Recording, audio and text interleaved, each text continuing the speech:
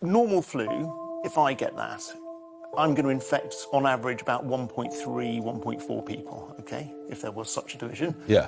And if those 1.3, 1.4 people gave it to the next lot, that's the second time it gets passed on. By the time that's happened 10 times, I've been responsible for about 14 cases of flu.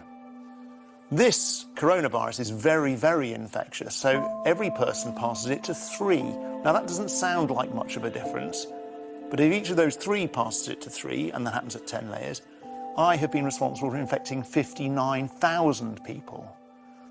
Now, I actually wasn't on top of that maths when you were doing that. OK, that did come as a shock, yeah. Right. Now, most people are going to feel a bit pokey, or not very pokey, and be just fine, but they will have spread it around.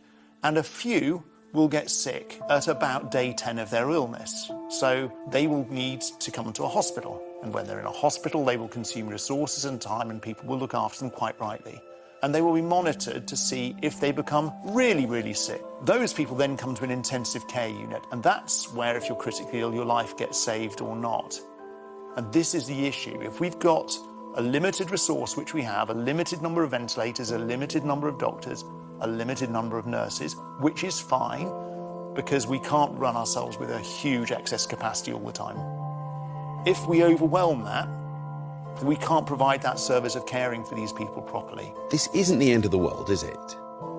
No, we've got to remember that this is, I'm not going to play it down. It's going to be ugly, it's going to be horrible for a large number of people, but it will be a small number of people who get properly sick, and a smaller percentage of those, again, that need to come to an intensive care unit, and we can save the lives of a large number of those people too.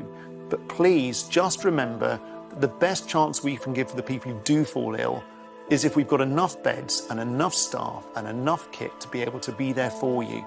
And if you are irresponsible enough to think that you don't mind if you get the flu, remember, it's not about you. It's about everybody else.